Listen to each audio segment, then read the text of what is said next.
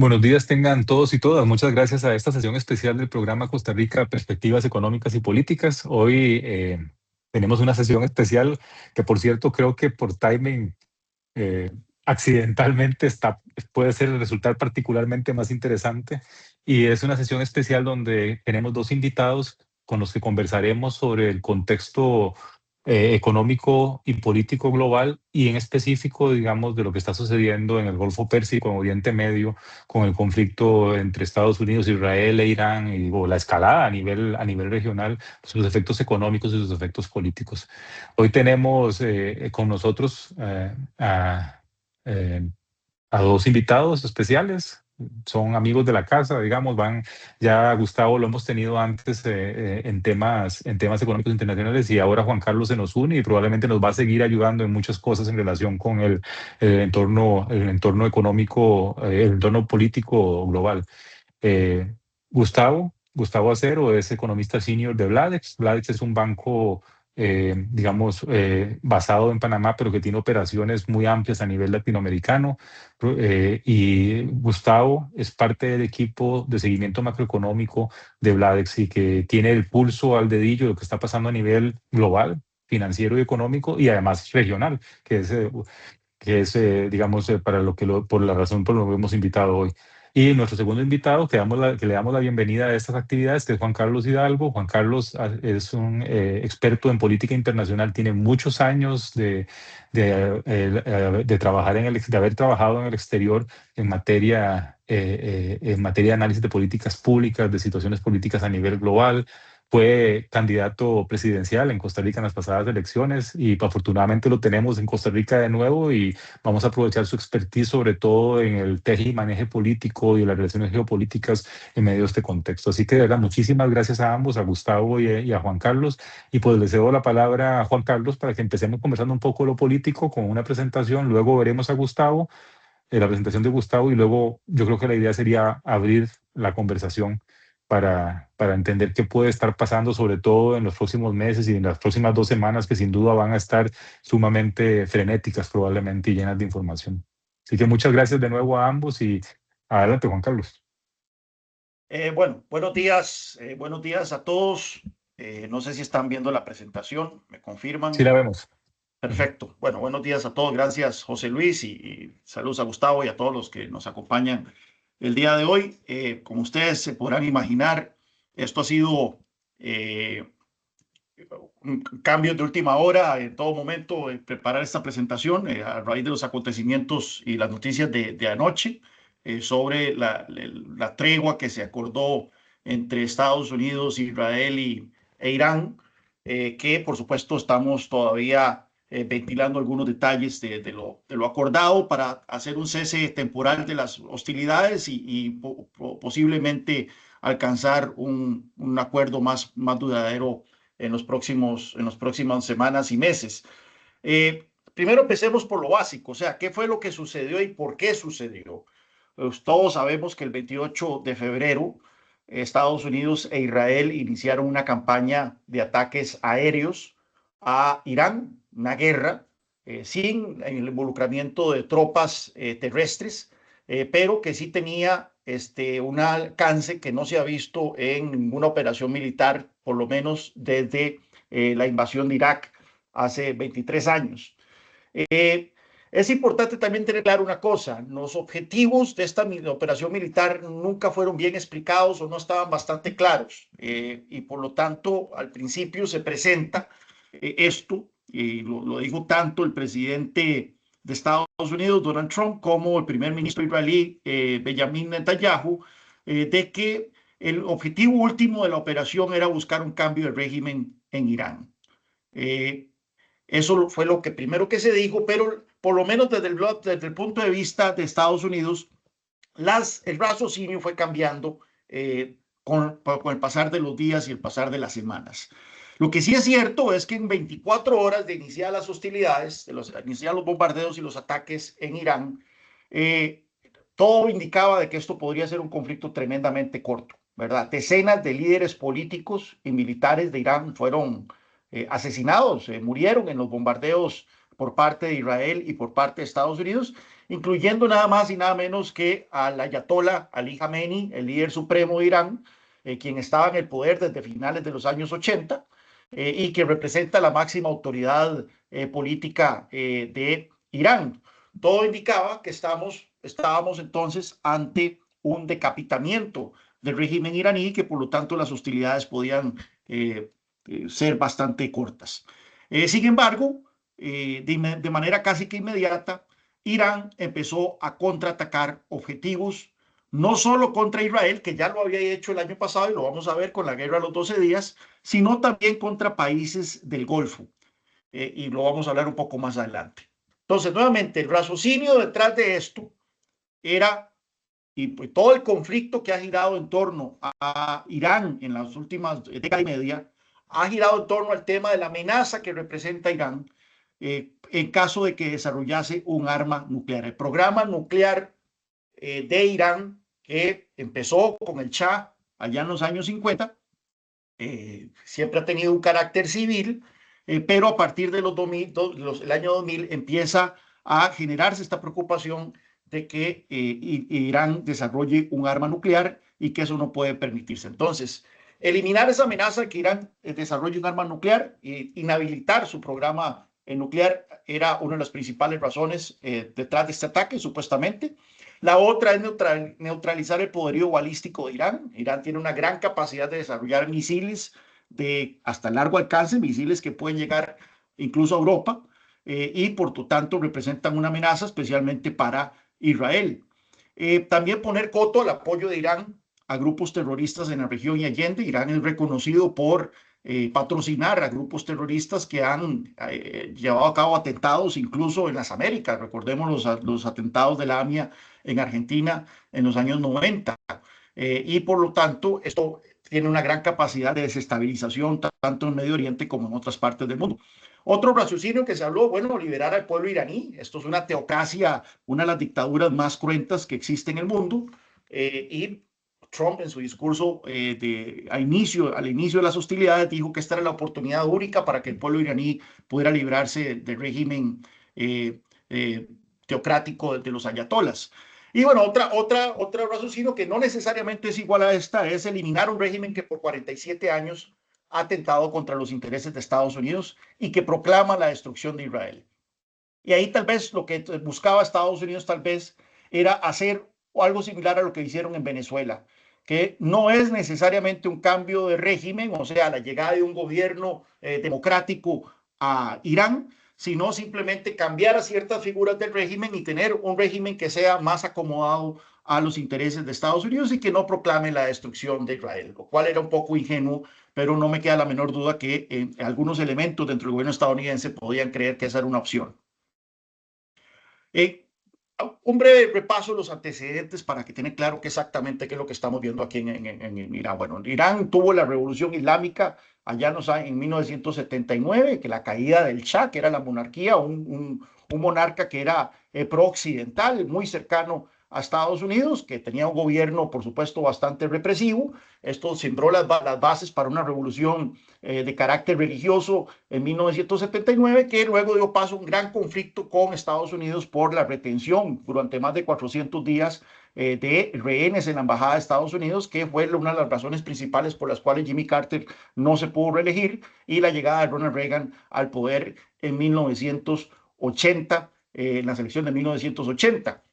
Este régimen teocrático, por supuesto, es un régimen bastante hostil hacia Occidente, especialmente Estados Unidos y especialmente Israel. Tiene contemplado dentro de su constitución la destrucción del Estado de Israel. Como les dije anteriormente, desde los años 50, el Shah, el antiguo rey de Irán, había iniciado un programa nuclear para fines civiles, supuestamente, pero a partir de los años 2000 empieza a generarse preocupación por el enriquecimiento de uranio para un potencial uso militar. ¿Qué ocurre? En el 2003, Ayatollah Khamenei hace un fatwa, una orden de estas máximas islámicas, estableciendo que no van a buscar un arma nuclear, pero supuestamente sí lo que busca Irán es llegar a cierto umbral de desarrollo de su programa nuclear de tal forma que puedan rápidamente desarrollar un arma nuclear si así lo desearan. Es decir, que en cuestión de un mes, en cuestión de 2 meses, Irán podría llegar a tener un arma nuclear antes del desarrollo de su programa nuclear. Entonces, no querían el arma, pero no descartaban poder desarrollarla y tener la capacidad de poder desarrollarla rápidamente. Esto, por supuesto, que generó muchísima preocupación en la comunidad internacional y es por eso que en el 2015 se acuerda y en el 2016 entra en vigencia un acuerdo que negoció Estados Unidos, la Unión Europea, el Reino Unido, China, Rusia, con Irán para ponerle ciertos límites al programa nuclear de Irán, como haciendo un régimen de inspecciones que era muy firme, muy riguroso, para evitar de que Irán pudiese llegar a ese punto de poder desarrollar un arma nuclear. Sin embargo, este acuerdo nuclear fue deshecho por Donald Trump en el 2018. De las críticas que se hacían al acuerdo nuclear es que el acuerdo nuclear no incorporaba otras cosas que preocupan sobre Irán, como su apoyo a grupos terroristas, el desarrollo de su programa balístico, etcétera, etcétera. Y eso fue una de las razones por las cuales se deshizo el acuerdo nuclear en 2018. A partir de deshacerse el acuerdo nuclear, Irán expulsa a todos los inspectores que habían de su programa nuclear y entonces otra vez empieza Irán a desarrollar este programa nuclear para fines militares. En los años 2010 también Irán consolida lo que se llama el eje de resistencia, que son todos estos actores en el Medio Oriente afines a Teherán, que lo que generan es inestabilidad y posiciones y ataques a intereses occidentales. Entonces tienen a Hezbollah, que es esta guerrilla, partido político en el Líbano, tienen a Hamas en control de Gaza, también un grupo terrorista, los hutíes en Yemen, que empiezan a generar también mucha inestabilidad en esa parte del mundo, especialmente con el acceso al Mar Rojo. Contaban en ese momento con un gobierno amigo en Siria, y bueno, y las milicias chiitas, porque el régimen islámico de Irán es de carácter chiita, sectario, las milicias chiitas en Irak y en otras partes del Medio Oriente. En el 7 de octubre del 2023 ocurre un parteaguas. Hamas ataca a Irán e inflige en Irán mayor cantidad de asesinatos de judíos desde el Holocausto. 1.200 personas se estiman que murieron en un ataque grotesco en donde mujeres fueron violadas, niños fueron puestos en hornos. En fin, esto fue como muchísimo más para Israel que lo que el 11 de septiembre representó para Estados Unidos. Nuevamente, recordemos de que la Constitución de Irán, de la República Islámica, establece la destrucción del Estado de Israel como uno de sus objetivos. Esto hizo que Israel cambiase muchísimo su enfoque hacia cómo estaba lidiando con Irán y cómo estaba lidiando con este eje de la resistencia. Por supuesto que empieza una guerra y una ocupación de Israel contra Hamas, empieza una guerra contra Hezbollah, hay ataques contra Irán, pero no tenemos certeza hasta dónde Irán estaba al tanto de que Hamas iba a llevar a cabo este ataque y por supuesto si lo patrocinó. El año pasado tuvimos la guerra de los 12 días en donde Israel con apoyo de Estados Unidos ataca por primera vez directamente objetivos militares en Irán para deshabilitar y para destruir la capacidad de Irán de poder desarrollar el enriquecimiento de uranio y inhabilitar su programa nuclear. Volvamos al conflicto de ahora. Entonces, como estábamos hablando, Irán lo que ha hecho es contraatacar contra objetivos no solo estadounidenses en la región, y recordemos que toda esta región está llena de bases militares de Estados Unidos, sino también contra objetivos de sus vecinos, plantas energéticas de gas, de petróleo, plantas desalinizadoras, etcétera, en Arabia Saudita, Bahrein, Qatar, Emiratos Árabes Unidos, Omán, etcétera, etcétera.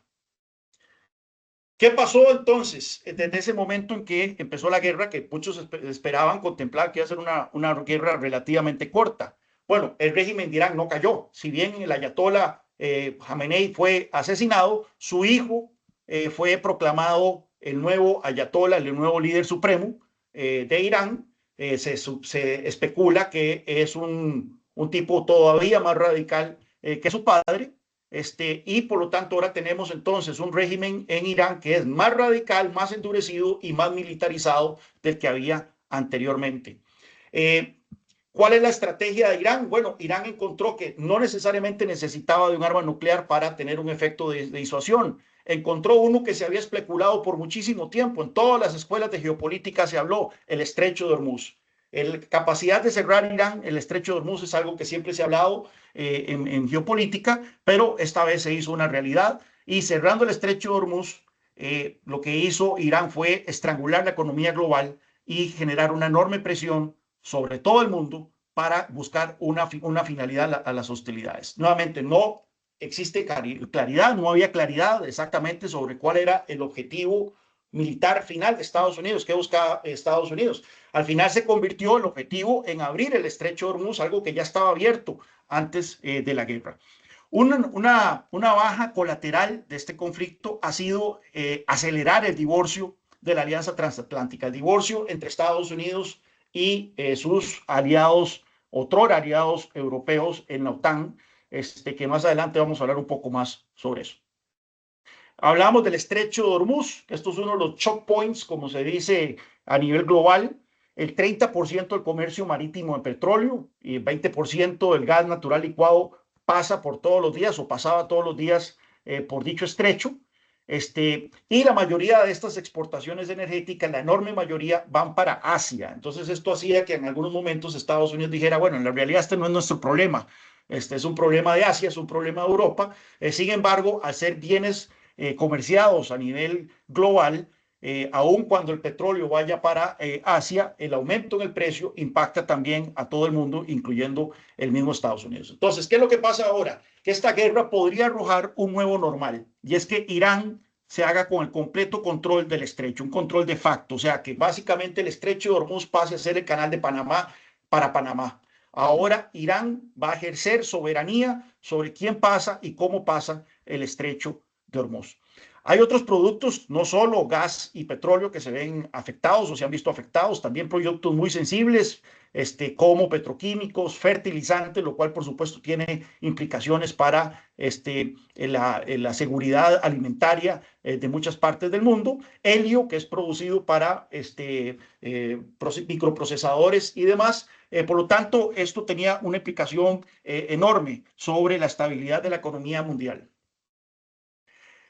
Irán recurrió a una guerra asimétrica. Si bien ustedes oían los informes que todos los días daba el secretario de guerra, Pete Hegseth, de Estados Unidos, sobre la cantidad de sitios militares destruidos, cómo la Fuerza Aérea de Irán había sido aniquilada por completo, la Armada, etcétera. Lo cierto es que Irán asumió una posición de guerra asimétrica. Primero que todo, para Irán era una guerra existencial. Las primeras declaraciones, tanto de Trump como Netanyahu, era vamos por un cambio de régimen, y entonces, por lo tanto, Irán iba a recurrir a todo lo que estuviese a su alcance para sobrevivir. Y en esa tesitura, con solo sobrevivir, Irán iba a ganar la guerra. Y entonces, si al final de estas negociaciones, que esto es lo que es inminente que va a suceder, el régimen de los ayatolas en la República Islámica sigue en pie, Irán ganó la guerra, punto, no hay otra discusión. Para ello, Irán recurrió a un uso intensivo de drones baratos, drones que ellos hacen. Y se estima que han utilizado hasta 3.500 a la fecha en el conflicto, y misiles de corto alcance, de medio alcance, se estima que han usado entre 400 y 500 para atacar a los objetivos en Israel, países del Golfo, y mantener el estrecho de Hormuz cerrado. Aquí el tema es un tema económico.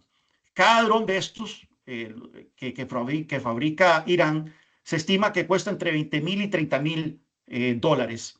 Mientras que cada misil para interceptar estos drones o para interceptar los otros misiles cuesta 4 millones de dólares. Y se estima que Irán cuenta con hasta 80.000 de estos drones. Entonces, claramente, era en una guerra de desgaste, Irán tenía todas las de ganar, puesto que no hay 80.000 misiles interceptores Patriot disponibles para que los países del Golfo se puedan defender. Incluso se especulaba de que Irán se estaba guardando sus misiles más sofisticados, los misiles hipersónicos, para el momento en que se hayan agotado o que estuvieran muy limitadas las cantidades de misiles interceptores que contaban los países del Golfo e Israel. En la parte económica se va a hablar más sobre el tema del impacto energético, pero bueno, aquí tenemos el comportamiento del precio del petróleo. La Agencia Internacional de Energía proclamó que esto es la mayor crisis energética de la historia. O sea, ni siquiera cuando hubo el embargo de los años 70 de los países árabes a Estados Unidos se vivió una situación como la que hemos vivido en las últimas 5 semanas. Países miembros de la Agencia Internacional de Energía acordaron para paliar esto liberar 400 millones de barriles de reservas estratégicas, pero si ustedes hacen las cuentas, esto lo que compra son unas pocas semanas de paliar un poco el impacto de la crisis. El precio del crudo se estimaba que podía llegar hasta $150 si no se abría Hormuz en pocas semanas, y existía también el peligro, y esto ocurrió, que ha habido ataques por parte de Irán a instalaciones petroleras y gasíferas que van a afectar la oferta por varios años, especialmente en el tema de Qatar con el gas licuado, un ataque que hubo de Irán a estas instalaciones. Y el gobierno catarí dice que tomará 5 años para poder reanudar las exportaciones normales de gas al resto del mundo. Ahora bien, la perspectiva de Israel y Estados Unidos. Y para el pueblo israelí esta guerra es totalmente popular, es altamente popular. Israel se encuentra en un estado de guerra permanente desde el 7 de octubre del 2023, cuando fueron atacados por Hamas. Entonces, eso ha llevado a la ocupación de Gaza, una ocupación tremendamente cruenta, ha llevado a los ataques también de Israel contra el Líbano, especialmente contra Hezbollah, que también ha llevado a una ocupación de ciertas partes del territorio del Líbano, a la guerra de los 12 días el año pasado y ahora a este conflicto militar. La mayoría de los partidos de oposición de Israel apoyan esta guerra y por lo tanto Benjamín Netanyahu personalmente no tiene ningún interés en que se acabe. Pero en Estados Unidos la guerra sí es impopular. Las encuestas indican que una enormísima mayoría de los demócratas y una enorme mayoría de los independientes está en contra de la guerra, mientras que los republicanos, especialmente los MAGA, se mantienen leales a cualquier decisión que tome Donald Trump. Sin embargo, esto genera cierta resquemor dentro del Partido Republicano a pocos meses de las elecciones de medio periodo que tenemos en noviembre. Desde el punto de vista legal, recordemos que la Constitución de Estados Unidos establece que la declaratoria del poder de guerra recae sobre el Congreso de Estados Unidos. Sin embargo, desde la Segunda Guerra Mundial, el Congreso nunca ha declarado guerra, una situación de guerra. La última fue la Segunda Guerra Mundial. Desde entonces hemos tenido Corea, Vietnam, Irak, etcétera. Y lo que se ha hecho son resoluciones del Congreso para aprobar el uso de fuerza militar en estos casos en particular. Esta vez la administración Trump ni siquiera hizo eso, apelando a la Ley de Poderes de Guerra de 1973, la cual faculta al presidente de Estados Unidos a realizar intervenciones militares hasta por 90 días sin ningún tipo de autorización por parte del Congreso. Hay que hacer una observación a esto, que hace más de 10 años Barack Obama libró una intervención militar durante meses en Libia sin pasar por el Congreso, y por lo tanto se generó un precedente ahí, porque lo que hizo Barack Obama fue simplemente decir que no era una intervención militar, a pesar de que Estados Unidos estaba bombardeando objetivos en Libia y buscando el derrocamiento de Gaddafi. ¿Qué fue lo que en realidad sucedió? Bueno, tras la operación de captura de Nicolás Maduro en enero, Donald Trump se sintió tremendamente empoderado para usar el poderío militar de Estados Unidos de nuevo. Encontró un juguete que le gustó mucho, que es las Fuerzas Armadas de Estados Unidos, que son tremendamente poderosas, y por lo tanto sintió la necesidad el interés de volver a usar ese poderío militar en alguna otra parte del mundo. Ahí entra Benjamín Netanyahu, y estos son reportes que han salido en la prensa internacional, y convenció a Trump de que él podría pasar a la historia como el presidente estadounidense que derrocó al régimen islámico. Un régimen islámico que tiene 47 años, como mencionábamos anteriormente, de atentar contra los intereses de Estados Unidos y de causar muertes de soldados, marines estadounidenses a lo largo de los años. Por supuesto que esto le hablaron al oído a Trump le gustó muchísimo la idea, apela a su ego, y por supuesto que eso es un factor no poco importante para él. Y Trump personalmente desoyó las advertencias que le realizó el liderazgo militar sobre los riesgos de la operación y la inviabilidad de derrocar al régimen iraní. Esto no iba a ser Venezuela, y se lo advirtieron, pero Trump desoyó esas advertencias. Y el modelo de Venezuela tampoco se materializó, que era tal vez cayendo Jamenei iba a haber iba a surgir desde el mismo régimen una figura mucho más amigable que se iba a acoplar a los intereses de Estados Unidos, como ocurrió con Delcy Rodríguez en Venezuela. Ese escenario no ocurrió y más bien entonces caímos en la guerra de gaste que teníamos. ¿Quiénes son los ganadores y los perdedores de este conflicto? El principal ganador, Rusia. Según el Financial Times, Rusia estaría ganando entre 150 y 500 millones de dólares adicionales por día debido al aumento del precio del petróleo. Washington, la administración Trump, en aras de paliar un poco el problema de la crisis energética, le quitó temporalmente las sanciones al crudo ruso, lo cual le cayó como anillo al dedo también a Vladimir Putin. Habíamos hablado de que casi que el 83% de este crudo va hacia Asia, lo cual estaba siendo asfixiado entonces por ausencia de petróleo. Bueno, todos estos países asiáticos entonces recurrieron a Rusia para que Rusia pudiera brindar suministros de petróleo. No solo eso, sino desde el punto de vista militar, todos esos Patriot, esos misiles Patriot, interceptores que estaban llegando a Ucrania para su guerra contra Rusia, pues empezaron a desviarse hacia Israel, empezaron a desviarse hacia los países del Golfo, y esto por supuesto que también es una bendición para Rusia. Y el mayor premio de todos quizá es que estamos, yo creo, en este momento ante un fin de la OTAN, que no es oficializado. El presidente Trump no puede retirar a Estados Unidos de la OTAN sin autorización del Congreso.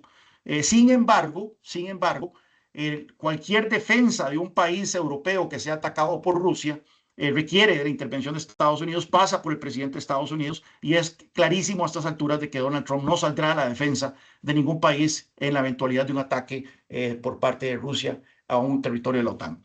El otro gran ganador de este conflicto, China.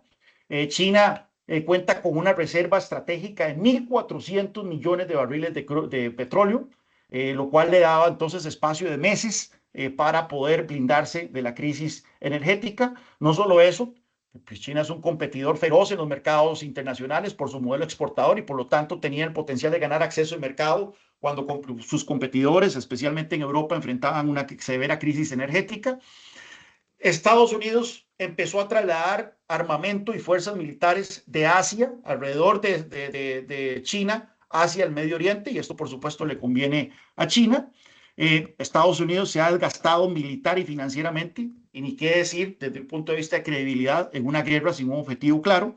Y no solo eso, China se presenta como un poder responsable y estabilizador. Hasta hace unos años, todo el mundo estaba preocupado por China, por el tema de Taiwán, por la actitud agresiva que China estaba teniendo en cuanto al mar del sur de China y de todo. China era vista como el principal factor de inestabilidad global. Hoy en día se presenta Xi Jinping, su presidente, como un líder responsable, estabilizador, en contraposición de Estados Unidos, que es más bien el elemento ya de inestabilidad. Está la portada esta semana de The Economist, que dice la frase famosa de Napoleón: usted nunca interrumpe a su enemigo cuando está cometiendo un error. Esa ha sido la actitud de China. ¿Quiénes son los grandes perdedores de este conflicto? Bueno, Europa, por supuesto. Enfrenta una nueva crisis energética después de la invasión de Ucrania. Países como Alemania, países como Italia, etcétera, recibían gran cantidad de su energía de gas proveniente de Rusia. Cuando Rusia invade Ucrania, Europa cercena esa provisión energética rusa. Muchos de ellos empezaron entonces a construir terminales para gas natural licuado que procedía desde el Oriente Medio, y bueno, y ahora nuevamente se encuentra en una situación bastante endeble en materia energética, y los precios de la energía en Europa se han disparado nuevamente a raíz de este conflicto. Otro problema para Europa es que Washington no les consultó a ninguno de los países de la Unión Europea o la OTAN sobre esta incursión militar, este ataque militar a Irán, lo cual se suma a otros desagravios que han sufrido los europeos, los aranceles que ha puesto la administración Trump, la amenaza real, bastante real, de que Estados Unidos podría invadir Groenlandia, que incluso llevó a algunos países, no solo a Dinamarca, sino que otros países nórdicos y Francia, a aportar tropas en territorio groenlandés en previsión de un enfrentamiento militar con Estados Unidos. Y eso, por supuesto, que entonces lleva a que ya existe una realización, ya se ha llegado a la conclusión de que la alianza transatlántica posguerra, que tanto beneficio llevó a Europa en los últimos 80 años, ya no existe. El posible fin de la OTAN, yo creo que ya existe un fin operativo de todas maneras, tal vez no legal, pero sí operativo, y el empoderamiento de Rusia que antes hablamos. Otro de los grandes perdedores son los países del Golfo. Estos países, por supuesto, que querían diversificar mucho sus economías, que son altamente dependientes de los hidrocarburos, querían presentarse como destinos para hacer negocios, para hacer centros financieros, centros de turismo, etcétera. Eso ha quedado tremendamente dañado. Ahora tienen un régimen iraní consolidado en el vecindario, que es mucho más hostil, que los atacó y que les hizo mucho daño. Se ha materializado la pérdida efectiva de libre tránsito por Hormuz. Esto no va a durar mucho, tenemos que tener claro. O sea, a partir de ahora, los países del Golfo van a empezar a construir alternativas para el estrecho de Hormuz, pero son alternativas muy caras. Eso parte por la construcción de puertos, la construcción de oleoductos. Hay que señalar de que existe un oleoducto en Arabia Saudita que ha estado entonces funcionando a capacidad total, que lleva crudo desde el Golfo Pérsico hasta el Mar Rojo. Pero por supuesto que, bueno, estas alternativas son muy costosas y que van a tomar varios años en desarrollarse. Nuevamente, Washington no prestó atención a las advertencias sobre represalias regionales. Estos países le advirtieron a la administración Trump de que si atacaba a Irán, Irán los iba a atacar a ellos, y eso no le importó a Washington. Y por supuesto que hay un enorme daño a la infraestructura energética y civil. Estuvimos a punto de que esto se saliera de control. Todavía no podemos cantar victoria, pero Irán había amenazado y había atacado tentativamente plantas desalinizadoras, por ejemplo, en los países del Golfo. El 80% del agua que estos países consumen no vienen de fuentes acuíferas, sino que vienen de el mar. Y por lo tanto, si se inhabilitaban estas plantas desalinizadoras, podríamos tener una crisis humanitaria terrible en los países del Golfo, pues que se quedan sin agua. ¿Qué sigue? Ya para ir cerrando esta presentación, bueno, la tregua que se acordó anoche deja a Irán por ahora como el claro ganador, puesto que se reconoce su control de facto sobre Hormuz, y así lo dicen las autoridades iraníes. Ahora quien pase por el estrecho de Hormuz va a necesitar nuestra venia. Se estuvo cobrando $2 millones por barco. No sabemos si los iraníes van a querer cobrar. Se le preguntó a Donald Trump, y Donald Trump dijo, bueno, a lo mejor podemos hacer un joint venture con Irán y nosotros también cobrar para que pase por el estrecho. Pero lo cierto es que ahora tenemos una realidad que antes no existía, que es que el libre tránsito por Hormuz ya no existe. Los detalles de esta negociación de las próximas 2 semanas van a girar sobre los temas que se han venido discutiendo en los últimos 10 años, el enriquecimiento de uranio y qué va a pasar con los 60 kilos de uranio enriquecido que están en alguna parte en Irán, enterrados en las ruinas de alguna de las bases donde se estaban desarrollando. El programa balístico iraní, apoyo a grupos terroristas, y ahora hay que sumarle qué va a suceder con el estrecho de Hormuz. Luego, de 2 ataques militares, tenemos que tener claro una cosa. La guerra de los 12 días del año pasado y esta guerra ocurrieron mientras Estados Unidos tenía conversaciones, negociaciones serias que estaban tomando lugar, en este caso, en la última oportunidad en Omán, para resolver esta situación, estos temas que se plantean en la relación bilateral. Estados Unidos atacó durante las negociaciones y por lo tanto ya Irán dice, bueno, no, por tercera vez no voy a caer en esta trampa. Entonces, por lo tanto, para Irán va a ser muy difícil aceptar cualquier garantía para dar terminadas las hostilidades. O sea, ¿cómo van a creer nuevamente que Estados Unidos negocia a buena fe si por 2 veces los atacó mientras estaban en negociaciones? Y esto nos lleva a que ahora Irán tiene todos los incentivos para buscar un arma nuclear. Y no sabemos exactamente el estado de ese uranio enriquecido y la capacidad que tiene Irán. Puede ser que el programa nuclear efectivamente haya sido completamente destruido por los ataques, o puede ser que por allá queden centrífugas todavía con la capacidad de generar ese uranio para tener bombas. Se estima que con el uranio que ya tenía Irán, podía tener la capacidad de desarrollar entre 4 a 5 bombas nucleares y por supuesto que en el momento que Irán haga una prueba nuclear, ya eso es game over, se acaba el juego en cuanto a la discusión sobre su programa nuclear. Las posibilidades de un levantamiento popular en Irán son ahora menores. Irán tuvo grandes protestas a inicios del año. Se estima que 30.000 personas fueron masacradas por el régimen. En algún momento se hablaba de que podía caer en cualquier momento el régimen de los ayatolás, la República Islámica. Sin embargo, tras estos bombardeos y demás, ahora tenemos un régimen más endurecido y una posición más debilitada.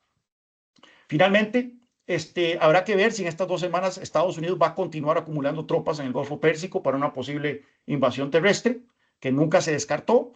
Israel, por su parte, no quería la tregua, insistió hasta el puro final de que quería que se continuaran las hostilidades, tuvo que aceptar las regañadientes, pero rechaza que incluye a Líbano, cosa que sí dicen los mediadores, especialmente Pakistán, que fue el que zanjó esta tregua, que incluye a Líbano. Esta mañana nos levantamos con la noticia que Israel ha seguido atacando Líbano, entonces por ahí tenemos una fuente de posible conflicto en esta tregua.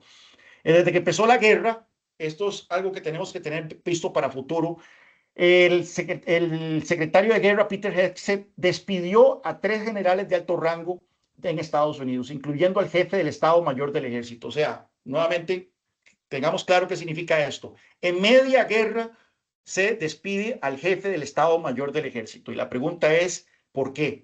¿Qué habrán objetado estos líderes militares que llevaron a la remoción de sus cargos? Es algo que nos tiene que dejar en pausa. Los mercados en todo momento, y esto Gustavo probablemente lo hablará más adelante, es de que en todo momento facturaron un taco. ¿Qué es un taco? Bueno, el taco es el Trump always chickens out. Trump siempre se acobarda. Pero la pregunta es, ¿qué pasa cuando llegue el momento en que no hay un taco? ¿Verdad? Y cuando Trump efectivamente llega a materializar sus amenazas. Eso es una cosa que nos tiene que preocupar. Difícilmente esto haya servido de lección para Donald Trump sobre los límites del poderío militar de Estados Unidos. Y difícilmente esta es la última aventura militar que veremos en los próximos 3 años. Recordemos las palabras que dijo en una entrevista al New York Times el presidente de Estados Unidos: mi único límite es mi propia moralidad. Y vean el post que hizo ayer en Truth Social, su red social, en donde amenazó con destruir toda una civilización, ¿verdad? Todo el mundo vio este tweet y dijo, no, va a haber un taco. Efectivamente hubo un taco, pero la pregunta es qué sucederá cuando no haya un taco. No es algo que nosotros tenemos que contemplar para siempre, ¿verdad? Con esas palabras, muchísimas gracias y continúa Gustavo. Gracias, Juan Carlos. Gustavo, si quieres, arrancas de una vez. Vamos a tomar las preguntas de los asistentes hasta el final de la presentación de Gustavo para entablar una conversación. Así que guarden ahí sus preguntas para Juan Carlos y ya casi volvemos. Perfecto, buenos días. José, un gusto nuevamente estar por acá. Juan Carlos, mucho gusto. Permítame, les comparto la presentación. Por favor, ¿me pueden indicar cuando estén viendo? Sí. Ahora estamos viendo tu pantalla. Ahora sí, perfecto. Listo. Entonces, enlazando con lo que venía comentando Juan Carlos, que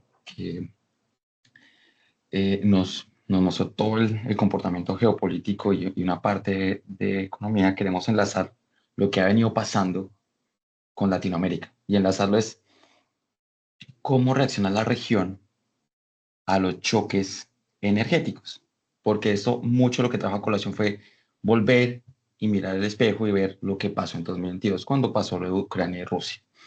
Entonces, para contar esa historia, queremos este es el punto de partida, como mostrarles a ustedes como una forma descriptiva de lo que ha venido pasando, enlazando con lo que contó hace un momento Juan Carlos, cómo ha sido la reacción de los mercados y cómo está posicionada la región frente a ese choque, que es muy diferente a lo que pasó en 2022, y cerrar con el análisis macroeconómico de cómo estos choques energéticos enlazan con la región, porque muchas veces nos dicen, a la región le va bien con mayores precios del petróleo y del gas, sí, pero esto va enlazado por regiones. Y aquí hacemos un símil como con lo que pasa con una tormenta. Entonces la pregunta aquí del $1.000.000 es si esta tormenta va a ser de una sola noche, en donde el día siguiente volvemos a tener visibilidad, o por el contrario, esta tormenta va a ser duradera y tenemos, si vamos manejando, vamos a tener neblina, vamos a tener dificultad para ver más allá y posiblemente algunas consecuencias no tan favorables como puede ser riesgo de inundaciones, haciendo ese símil. Y enlazando con Latinoamérica, acá hay dos tipos de países dentro de esa tormenta. Los que venden paraguas, los que están bien posicionados y los que dependen del componente energético de forma favorable, o los que tienen que comprar paraguas. Y son los que reaccionan no tan de una forma positiva y tienen que comprar a un mayor precio. Ya entrando en materia y entrando en la cancha, este es un resumen de lo que comentó hace un momento Juan Carlos. No voy a enlazar porque lo detalló muy bien. Es el efecto de cuánto pesa el estrecho de Hormuz en cuanto al tránsito de combustibles, al tránsito de gas, pero también un factor adicional y es el tema de los fertilizantes. Y es que cerca del estrecho de Hormuz, una cuarta parte de la producción mundial de un fertilizante en particular transita por acá. Entonces, no es solo un choque petrolero, hay que enlazar que es un choque energético que involucra el petróleo, me involucra el gas y también se está reflejando o hay riesgos de que se empiece a reflejar con el tema de los fertilizantes. Esta es una gráfica que nos muestra el precio del petróleo recientemente y los choques que ha tenido en los últimos 25 años, en donde la historia nos muestra que, hey, esto ya pasó en 2022. Sí, pero las condiciones de las que estamos ahora y las que estuvimos hace 4 años son muy diferentes. ¿Por qué? Entonces, si hacemos una visión al pasado, lo que tenemos es que en ese momento China venía saliendo de un segundo encierro por la segunda ola de COVID que tuvo el país. También tuvimos un choque de contenedores. Entonces, si le sumamos a esos dos, el tema del petróleo y el incremento de los precios de la oferta energética, sí tenemos factores que presionan la inflación de forma importante y todo lo que se desprende de ahí. Cambio en el contexto actual, tenemos que las condiciones ya se han normalizado y lo que tenemos es que sí, los precios han reaccionado, pero por ahora no tenemos un choque, una congestión como la que se dio hace 4 años, ni mucho menos China tiene un encierro como el que tuvo en ese momento. Entonces, los momentos son diferentes y las causas que se están dando son diferentes. Y es que lo que estamos viendo es que el choque del mercado ha sido inmediato. Antes de la última semana de febrero, el mercado estaba muy tranquilo y si uno le preguntaba al mercado qué está esperando en el precio del petróleo de aquí a un mes, a 2 meses, 6 meses o incluso a 2 años, era muy estable la perspectiva. Decía, el precio del petróleo va a estar entre 60 a $65 con un horizonte de 2 años, que eso es bastante tranquilo para el mercado. Después de la última semana de febrero y después de lo que ha venido pasando recientemente, esas expectativas han cambiado de la noche a la mañana. Y justamente esta diapositiva la montamos ayer, yo creo que hoy ya volvió a cambiar, y es que los anuncios de tregua, hoy nuevamente que Irán hace un momento está cerrando el estrecho, esto va a impactar inmediatamente en los mercados. ¿Y ahora qué es lo que está esperando el mercado? Sí, que tengamos un precio del petróleo de $100 que se puede extender un par de meses más, pero que sea un choque transitorio, que esos $100 no van a ser permanentes y que se empiece a diluir ese impacto en los próximos meses. Ya si uno le pregunta al mercado, aquí a 2 años, ¿cómo está viendo el precio del petróleo? Ya no lo está viendo cerca a $60, lo está viendo más cerca a $70. Entonces, primera conclusión, mucha más volatilidad que la que teníamos hace un par de meses y estamos viendo un cambio de nivel también en la expectativa de precio del petróleo. No tanto esa volatilidad se ha visto en el gas, está un poco más contenido el impacto y lo vemos en esta segunda gráfica, pero de continuar estas tensiones en donde uno dice que hay tregua, otro dice que no hay tregua, donde se abre y se cierra el estrecho cada mediodía, pues vamos a tener una mayor impresión de volatilidad en todos los activos financieros. Uno que no ha reaccionado como tal son los costos de transporte marítimo. Acá hacemos un zoom de lo que ha pasado en los últimos 5 años. Esto fue el choque que vimos en 2022 y lo que les venía contando. Veníamos de una China que se venía reabriendo de a poco, luego la segunda ola de expansión del COVID en ese país, la crisis de contenedores y le sumamos el ingrediente de Rusia y Ucrania.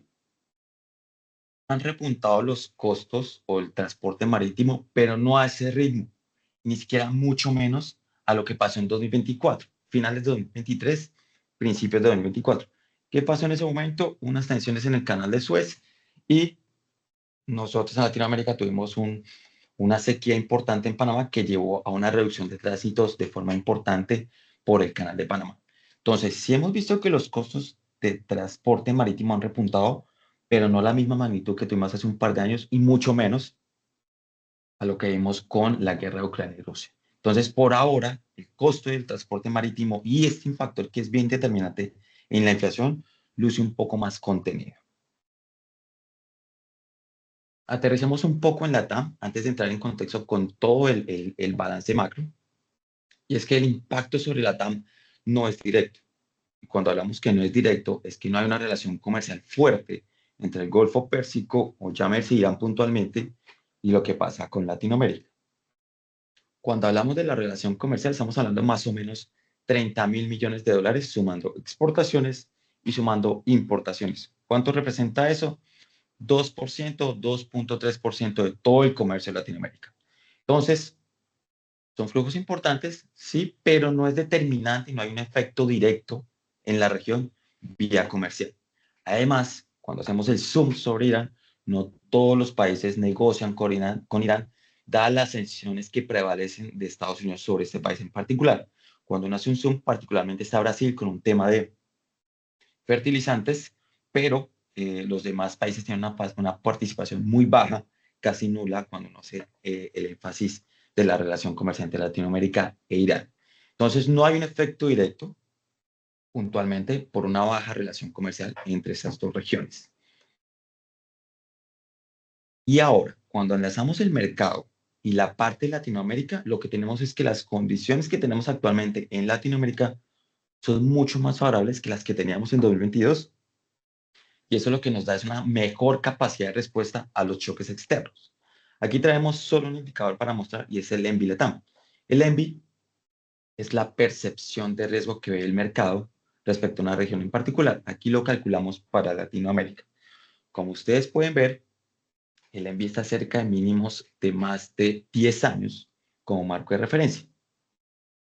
Y usted, esto es lo que ha pasado después del choque entre Irán y Estados Unidos.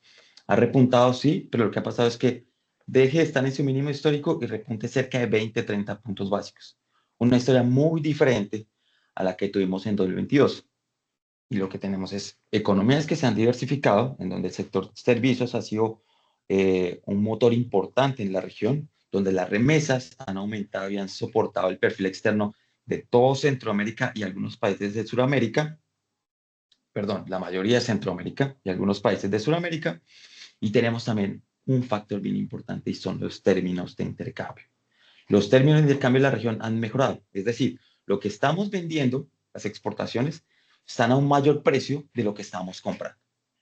Entonces son tres factores que economía diversificada, un mejor perfil externo y unas mejores condiciones comerciales que han ayudado a que el perfil de la región esté más robusto ahorita y permita resistir más choques externos frente a lo que teníamos hace 4 años que recién estábamos saliendo de la pandemia.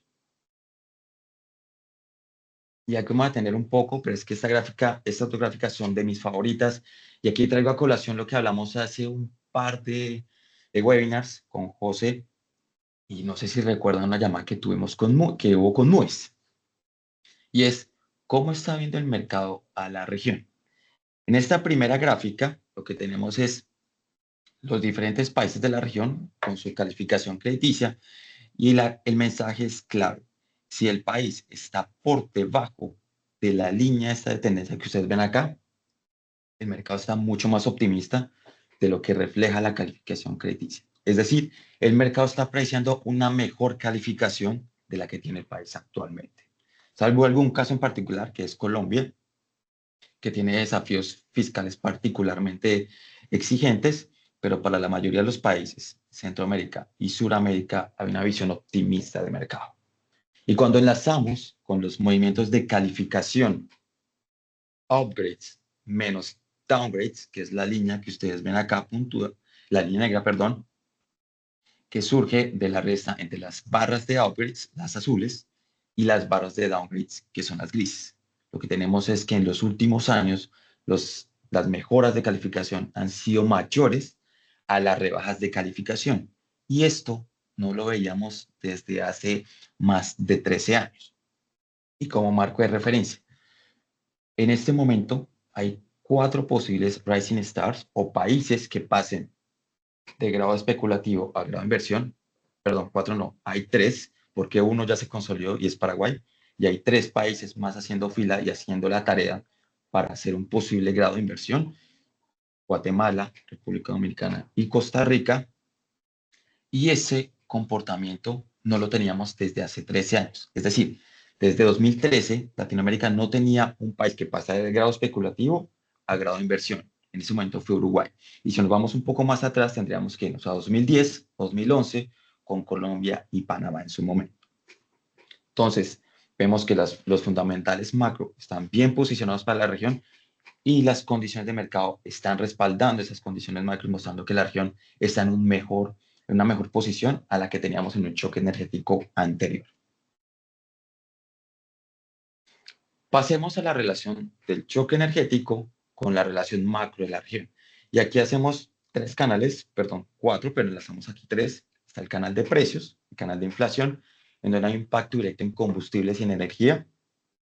Ya lo estamos viendo en la región con aumentos en los precios de la gasolina, del diésel, del nafta o del gas. Hicimos un barrio en las últimas semanas y 9 de los países latinoamericanos ya están aumentando: Panamá, Guatemala, Colombia, Argentina. Han venido aumentando el precio de los combustibles por lo que está pasando con el precio del petróleo. Una cosa es tener el precio del petróleo y la gasolina a $60 por barril. Otra cosa muy diferente es tener un precio del petróleo entre 90 y $100 por barril. Entonces ese es el efecto directo. Pero aquí hace la pregunta: hey, pero no todos tenemos carro, totalmente.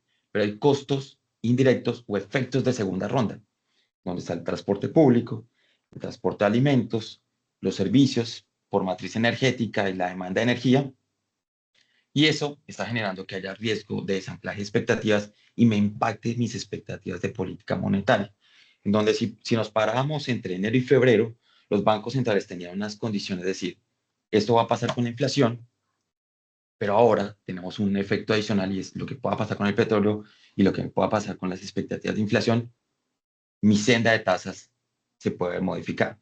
El segundo es el canal externo, en donde tenemos volatilidades en los flujos y también lo que pueda pasar con el tipo de cambio, en donde los países que no son dolarizados por tipo de cambio asumen el choque de lo que está pasando con el petróleo. Y aquí tenemos 2 choques: los importadores y los exportadores. Los importadores principalmente de Centroamérica y el Caribe y algunos países de Sudamérica, en donde van a ver un deterioro de su balanza comercial porque tienen que pagar más por sus importaciones, y un deterioro en los términos de intercambio porque tienen que pagar un petróleo más caro, mientras que los exportadores es totalmente lo opuesto: mayores exportaciones porque el petróleo está en auge y el gas, y eso puede generar una presión de valorización sobre el tipo de cambio.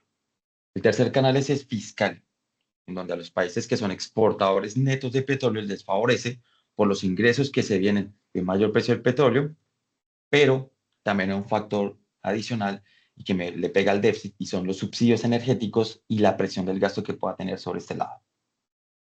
Y hay un factor adicional, no lo incluimos acá, pero es el tema del crecimiento económico, que lo que hace el petróleo es que lo que me impacta es la volatilidad del crecimiento, pero ahorita lo veremos con más detalle.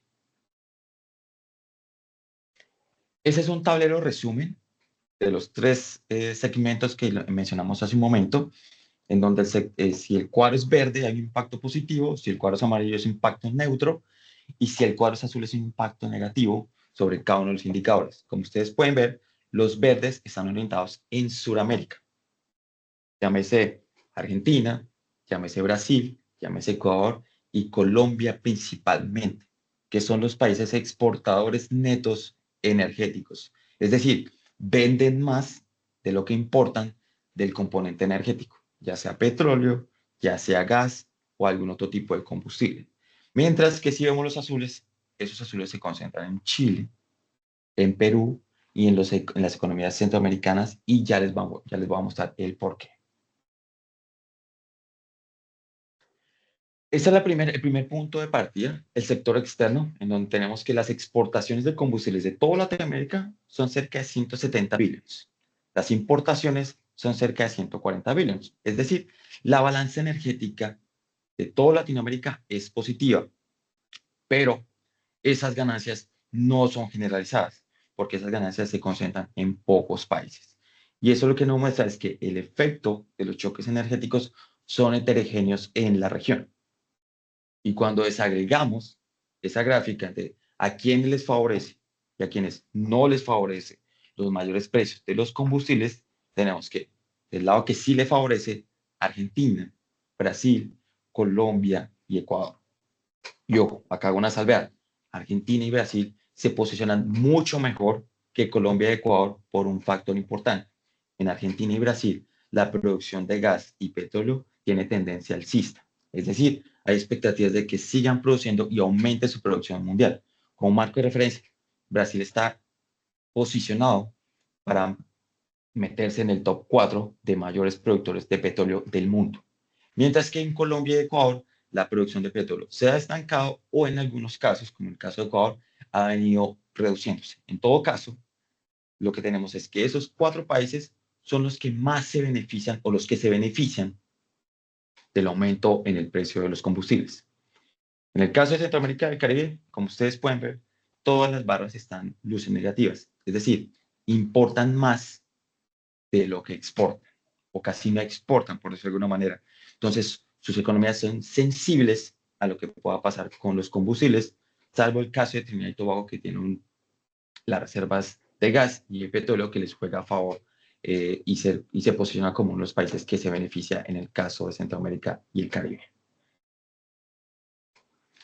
Aquí lo desagregamos y es que la balanza energética de Sudamérica, y aquí incluimos a México, se ha venido marcando un superávit comercial. Es decir, después de 2023, los combustibles que venden de Sudamérica y México ha venido siendo incremental y nuevamente tiene una balanza comercial positiva. Es decir, lo que está vendiendo en combustibles es mayor a lo que está importando.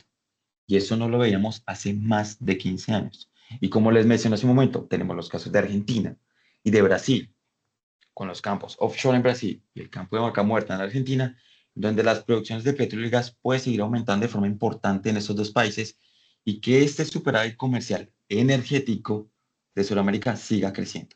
Entonces tenemos un choque adicional positivo en la región y es que las perspectivas de materias primas, de combustibles juegan a favor en este caso. También está Colombia y está Ecuador, pero como les mencioné hace un momento, su nivel de producción se ha venido estancando recientemente.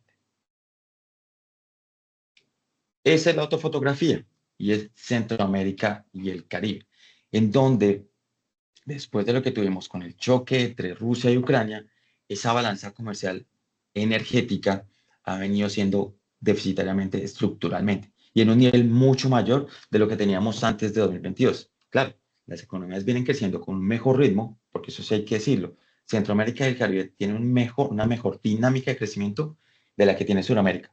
Eso implica que hay una mayor demanda de combustibles por el mayor uso de servicios y eso ha generado que mi balanza comercial energética sea más deficitaria recientemente. Entonces, eso me hace más vulnerable a estos choques energéticos de lo que pueda pasar con estas tensiones geopolíticas. Que más allá de que mi relación comercial con el Golfo Pérsico sea mínima, si los choques que va a pasar con los precios de los combustibles, sí me puede pegar en mi balanza comercial.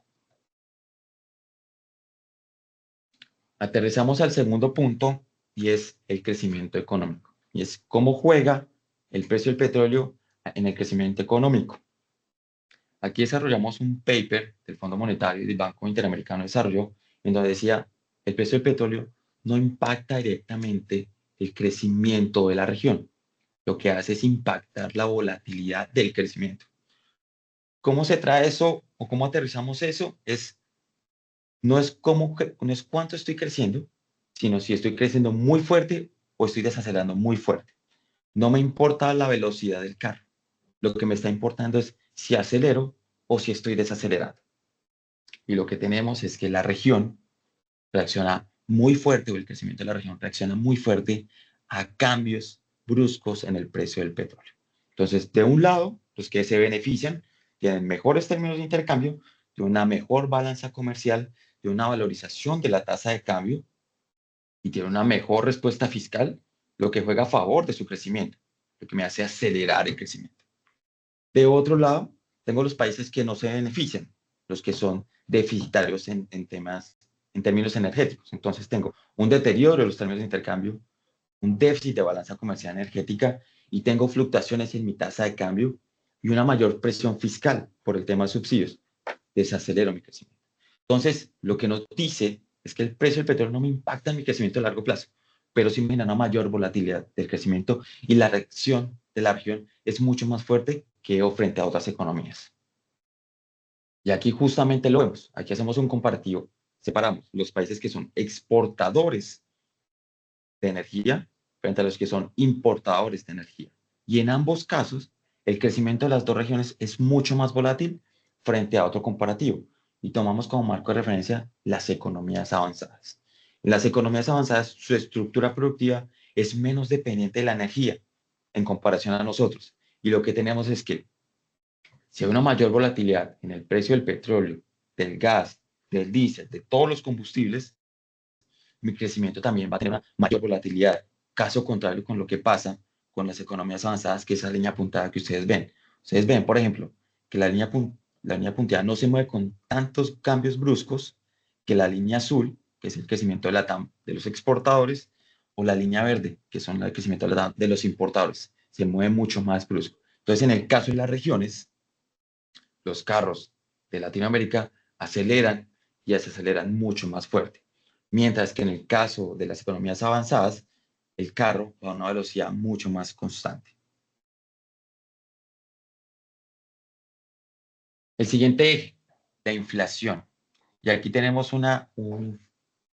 otra relación que encontramos y es cómo se comporta la inflación nuestra de Latinoamérica frente al resto del mundo, frente a todo el mundo.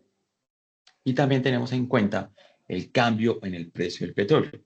Lo que estamos viendo es que también la volatilidad en el precio del petróleo también me impacta directamente en la inflación de la región. Entonces, un cambio muy brusco al alza en el precio del petróleo lo que hace es que mis precios en Latinoamérica crezcan a un mayor ritmo de lo que crece en el resto del mundo. Entonces, se amplía, eso causa que haya una ampliación del spread de inflación entre Latinoamérica y el resto del mundo. Y eso, si lo enlazamos con política monetaria, también limita un poco el accionar de los bancos centrales. ¿Por qué? Porque tenemos una inflación mucho más volátil, sube de forma inesperada, como lo que pasó en 2022, pero también una inflación más persistente. Es decir, no baja con la misma velocidad a la que subió. Y eso dificulta el balance de riesgos de los bancos centrales, en donde si tenemos un horizonte o teníamos un horizonte de bajada de tasas como el que teníamos en el ciclo actual, salvo algunos casos como Colombia, los bancos centrales van a estar un poco más renuentes a bajarla con la velocidad que esperaban bajarla. Les voy a dar un ejemplo. Brasil. Si nos paramos en enero, febrero, el mercado esperaba que el Banco Central de Brasil, que tenía la tasa parqueada en el 15%, hiciera movidas entre 50 puntos básicos y 100 puntos básicos. Pero después de lo que pasó con el choque del precio del petróleo, el mercado ha reculado, las expectativas de inflación han aumentado y lo que están diciendo es que el Banco Central de Brasil ya no baja la tasa entre 50 y 100 puntos básicos, sino algo más entre 25 y 50 puntos básicos. Entonces, el choque sobre la inflación también hace que seamos volátil, más persistente el choque, pero con una respuesta también diferenciada de los bancos centrales. Es que si tengo un escenario de bajada de tasas, la velocidad va a ser diferente a la que tenía antes del choque.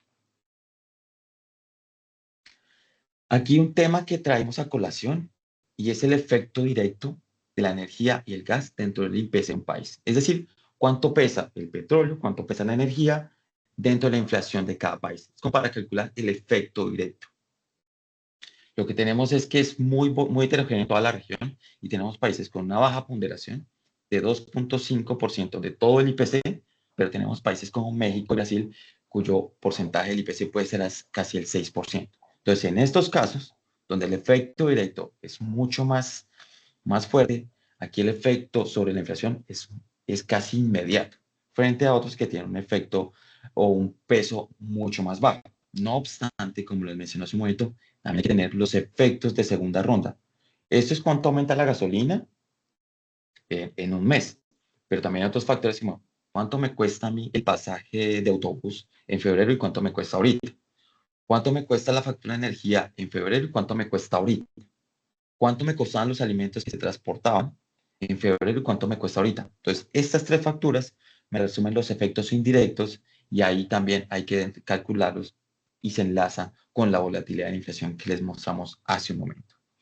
Y en esta gráfica, aquí hacemos una relación del precio del petróleo por barril y la inflación en Centroamérica.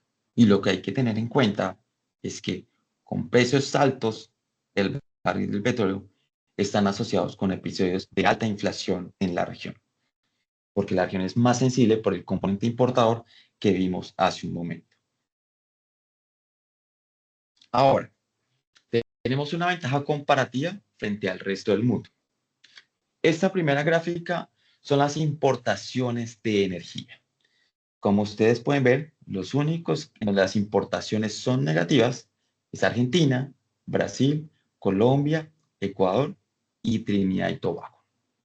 Eso quiere decir que esos países no son importadores de energía, son exportadores, por eso la barra está abajo. De resto, todos los demás son importadores de energía y están condicionados en mayor medida a lo que pueda pasar con el precio del petróleo. Pero hay un factor bien importante y es la intensidad energética. Esto lo que quiere decir es cuánto petróleo yo necesito para una unidad de PIB. Y aquí les doy un ejemplo, es que yo tengo dos economías que producen exactamente lo mismo, tienen el mismo PIB, pero la economía A es muy dependiente del sector industrial y el sector construcción. Entonces, esta economía necesita tener las máquinas prendidas 24/7. Pero tengo una economía B, que es muy dependiente del sector de servicios. Servicios financieros, inmobiliarios, comercio electrónico, comercio retail, aseguradoras. Entonces, no necesita tener todas las máquinas encendidas toda la semana. Si bien las dos economías producen lo mismo, la economía A, la que tiene la industria y la construcción, depende mucho más de la energía. Es más intensa en términos energéticos que la economía B. ¿En dónde está la región o la mayoría de los países de la región? En las economías B. Entonces, cuando yo comparo la intensidad energética de toda Latinoamérica frente al mundo es más baja y frente a otras regiones que son pares como el sudeste asiático, Europa emergente o incluso la comparación de ingresos medios y bajos, nosotros en Latinoamérica somos menos intensos energéticamente. Es decir, hay un choque de precios, sí, se transmite a nuestra economía, sí, pero se transmite menos que en estas economías. Entonces tenemos una ventaja comparativa frente a estas economías en donde nuestro efecto sobre la inflación puede ser un poco menor. Ya para cerrar, el último eslabón y es el tema fiscal. Y aquí lo que queremos contar es, los países que son exportadores de petróleo, también aquí hay un push adicional y es que la renta petrolera juega a favor. De acuerdo con nuestros cálculos, si el precio del barril se mantiene por un año en $100, la renta petrolera de los países que son exportadores puede subir entre un 3.5 y un 4% del PIB, lo que genera un viento de cola bien importante para las finanzas públicas de países como Brasil y Colombia, que tienen desafíos fiscales bien importantes, también como el caso de Ecuador o el caso de Argentina y México, en donde también le fortalece su ingreso fiscal, por un lado. Pero veamos el otro lado de la balanza. Los subsidios de la energía, donde la mayoría de los países tiene una estructura también que subsidia una parte de los precios, ya sea de la energía, ya sea de los combustibles o del transporte público. Hemos visto que en muchos países ha subido el precio de la energía de forma importante para no irse contra las cuentas fiscales. Por citar un ejemplo, hace un par de semanas en Chile, el precio del diésel y de la gasolina subió en promedio entre 30 y 60% en Chile, porque el gobierno hizo las cuentas y ellos cuentan con un fondo de estabilización y dijo, si yo no subo los precios de los combustibles con el barril a $100, lo que me pasa es que tengo que asumir un choque fiscal de 1% del PIB y no tengo espacio fiscal para aguantarlo. ¿Qué hago? Tengo que subir los precios. Entonces, a este trade-off entre lo que pasa con la inflación, la aguanto con subsidios o con el tema fiscal, los desmonto para que no me pegue de forma directa. Y volviendo con Chile, hoy salió la inflación del mes de marzo en Chile. La inflación total pasó de 2.4 a 2.8%. 40 básicos aumentó la inflación anual y el choque del precio de los combustibles solo ha tenido vigencia de 15 días. Entonces, en el siguiente mes vamos a ver todo el choque sobre la inflación. Y esto posiblemente pase en países como Panamá, que venía ajustando también la gasolina de forma importante, y en todos los otros que venían haciendo ajustes sobre el precio del combustible para no irse cuenta las cuentas fiscales. Nuestros cálculos es que con un barril de $100, el, el, el peso de los subsidios puede ser casi de 2 puntos porcentuales, de acuerdo con lo que tenemos con la historia. Entonces, ya para cerrar, vimos el mapeo o la descripción de lo que tenemos en el choque, enfatizando que hay una reacción de mercados bastante contenida por el momento en el caso de Latinoamérica y hablando de spreads crediticios, pero porque la región está bien posicionada en fundamentos económicos y en percepción de mercado. Y enlazamos con los 4 brazos de qué es lo que podría pasar a la región con un choque energético en sector externo, crecimiento, inflación y cuentas fiscales. Muchísimas gracias y ya con esto cierro la presentación y no sé si haya espacio de preguntas. Sí, sí, lo tenemos, Gustavo. Muchas gracias. Más bien, vamos a abrir ahora el espacio para preguntas y comentarios de los participantes. Como es usual, pueden trasladar las preguntas a Gustavo y a Juan Carlos a través del chat, de la facilidad de preguntas o respuestas, perdón. Y además también, si quieren levantar la mano, les podemos activar el micrófono para que puedan, y la cámara para que puedan hacer su pregunta directamente.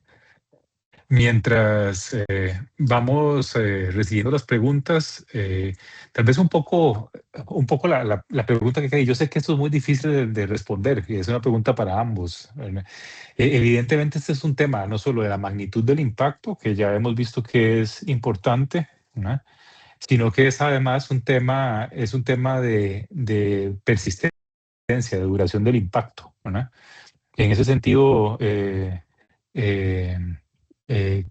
podemos esperar hacia adelante? Ya Gustavo nos planteaba, por ejemplo, que los mercados de futuros petroleros, habría que ver lo que ha sucedido en las últimas horas, pero en general están anticipando que básicamente volveríamos a precios de 60-70%, 60-70 dólares por barril en un año, pero, pero un poco con su expertise, con su olfato.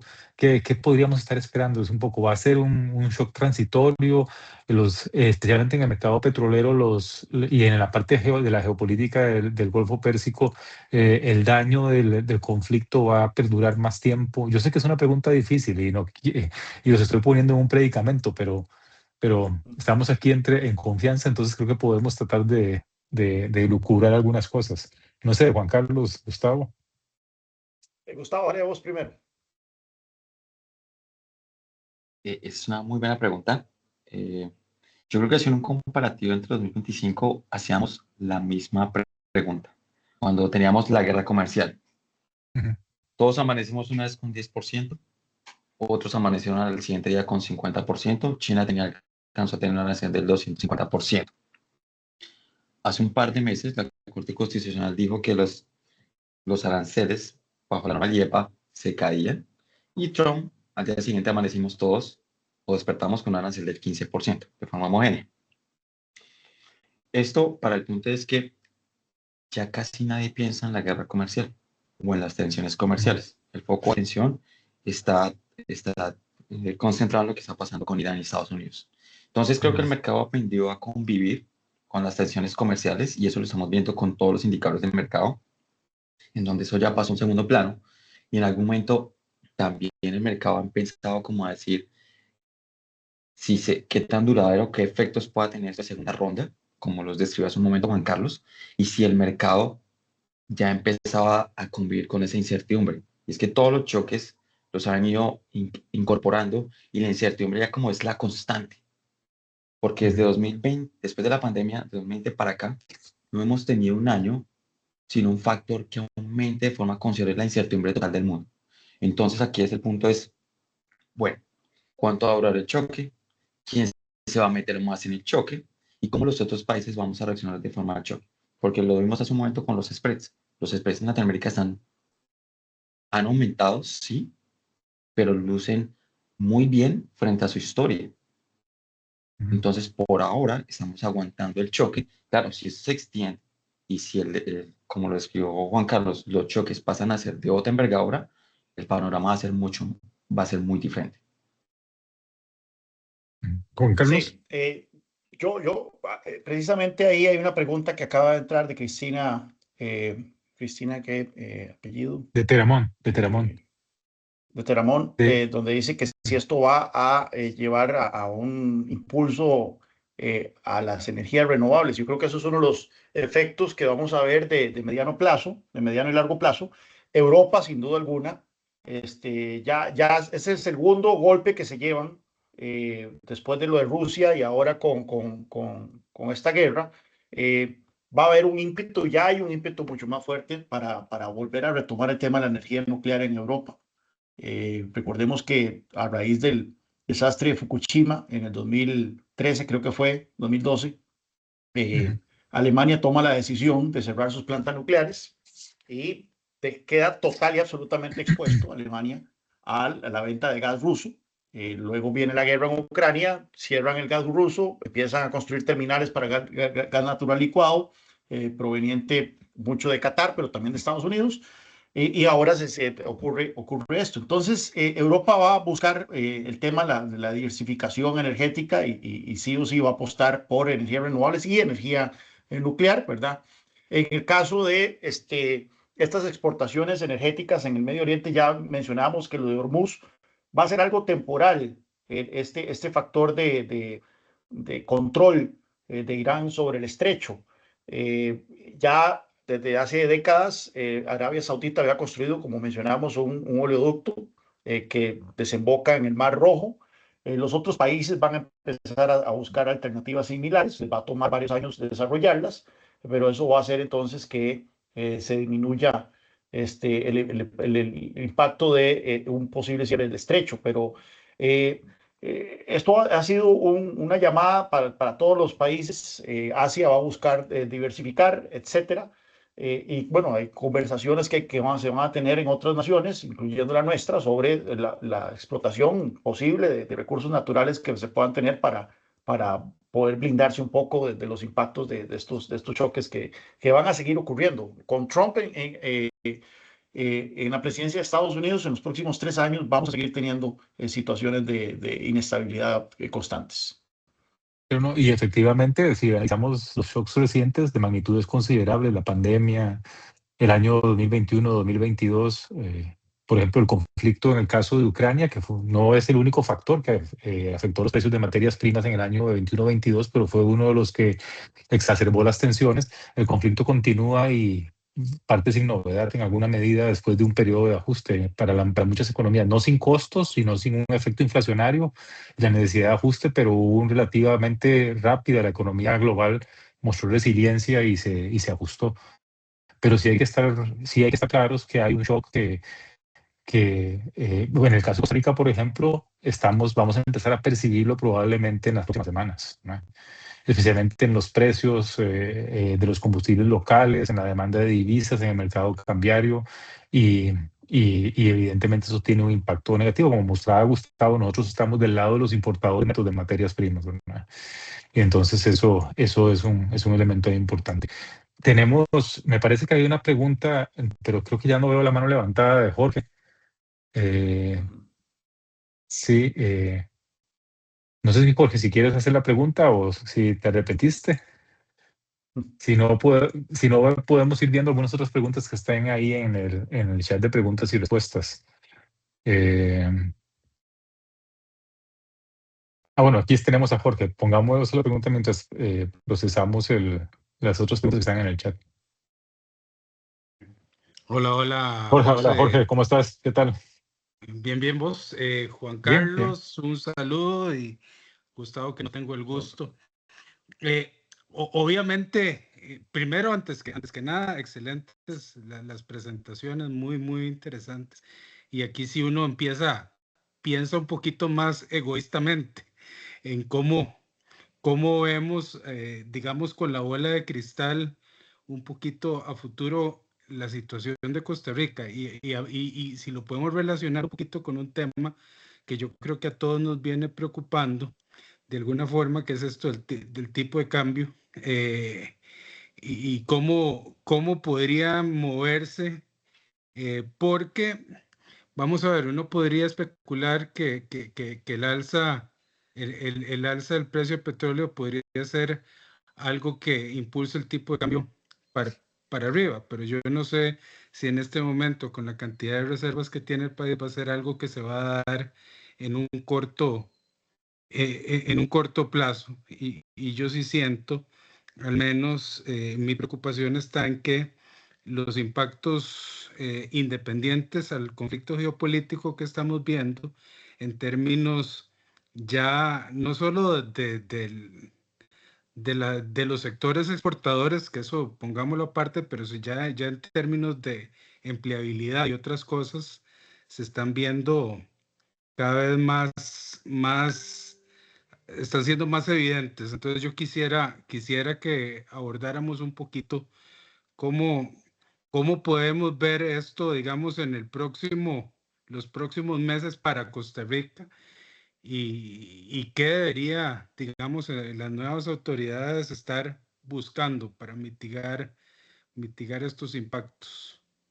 Ujú. Sí, Jorge.